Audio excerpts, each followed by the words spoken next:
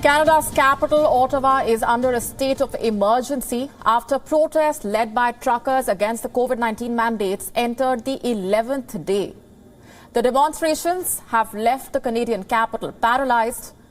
Downtown Ottawa is home to Canada's Parliament, the Central Bank, and the Prime Minister Justin Trudeau's office. It has been largely under lockdown after truckers took over the streets. According to the Mayor, Jim Watson, the state of emergency is aimed at dealing with the unprecedented protests. The state of emergency will give the city additional powers. This includes access to equipment needed by the emergency services.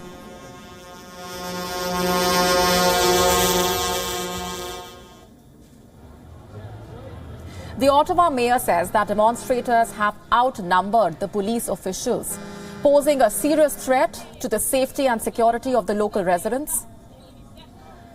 According to the city, the situation is currently out of control, warning of a possible crackdown in the most impacted neighborhoods.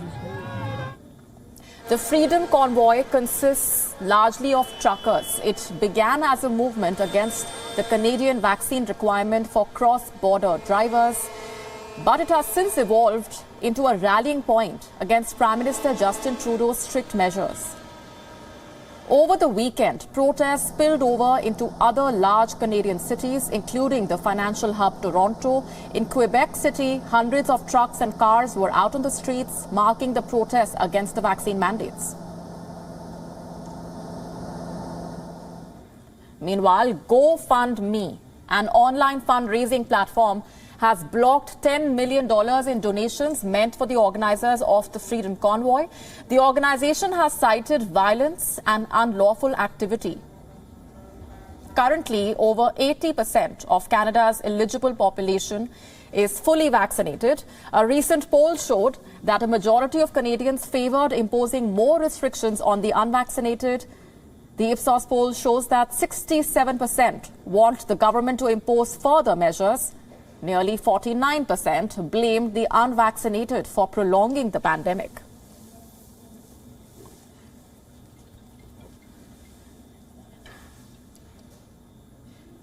For more on these developments, let's get in perspectives from David Rivley, a reporter for The Logic, who is joining us on the broadcast from Ottawa. Thanks very much for being here with us. If you can start off by telling us more about the situation on the ground. There is a warning of a possible crackdown in the most impacted neighborhoods at this point. Yes, and that actually began last night after dark. It's morning here. And this was around 9 o'clock last night. Police began moving in on a sort of logistics camp that had been set up just outside downtown in a parking lot, seized large tanks of fuel that the protesters had assembled and charged at least a couple of people with mischief and other things there. And there have been a different camp that had been set up in a park much closer to the downtown core, close to Parliament, that was also cleared out last night. And the police are warning that they will be stopping the influx of fuel that is keeping engines running in the downtown core. Right. What is your assessment of the way in which the Prime Minister has handled the controversy so far? I think he has been very cautious, to say the least. It is, at least at the moment, fundamentally a local issue. We have seen, as you were saying, protests in other Canadian cities sort of along the same lines. But in Canada, local policing is done by local police. The city government in Ottawa is the lead agency on this. What Trudeau has said is that this can't go on and these tactics are not acceptable in Canada or anywhere. This morning, the mayor of Ottawa has asked the federal government to name a mediator to try to reach some sort of negotiated conclusion to this. But that was just a very short time ago, and I haven't heard that there's been any response. Ottawa's mayor is calling on several Conservative MPs to apologize for praising the protest. What do you make of the Conservative stance on these demonstrations? I think there are several things going on. There were a number of MPs from the Conservative Party who welcomed the convoy as it was on its way.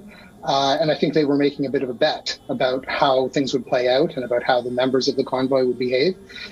When the convoy arrived more than a week ago and set up downtown, it seemed, I think, to most people, including me, like a large protest.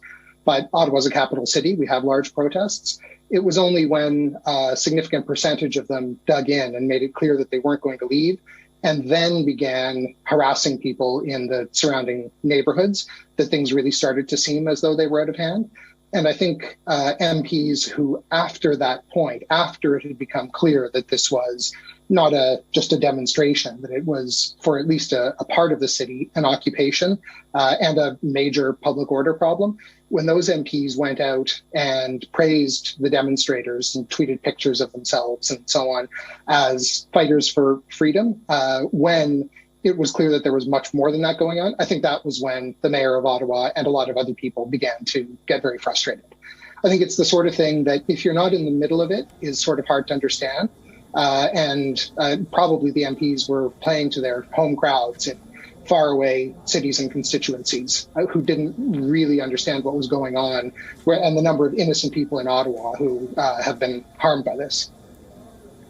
Right. GoFundMe, an online fundraising platform, has now blocked the donations that were meant for these truckers, about $10 million in funds for the organizers of the Freedom Convoy. What more do we know at this point?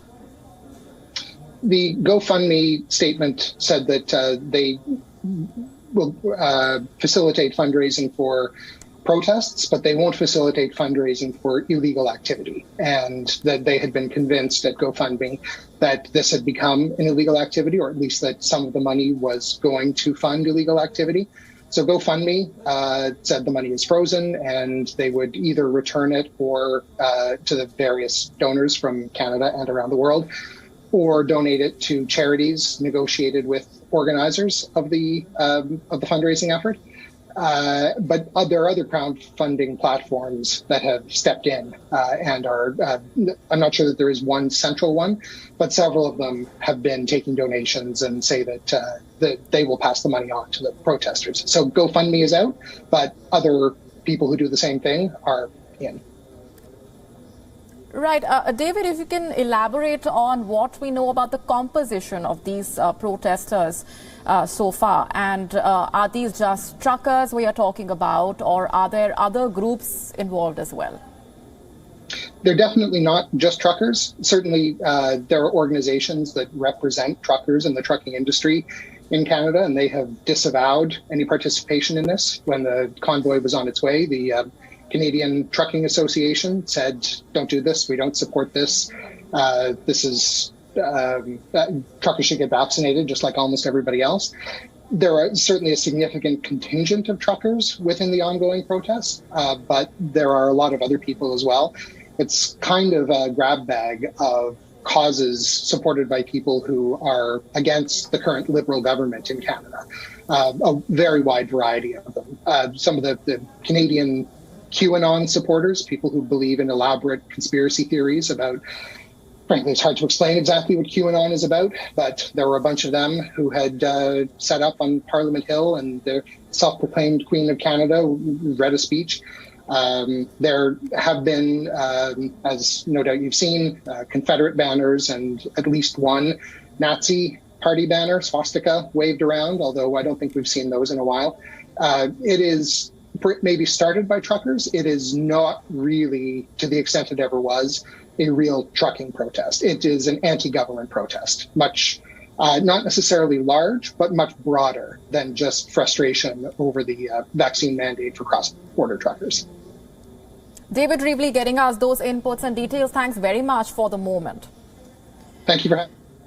WION now available in your country. Download the app now. Get all the news on the move.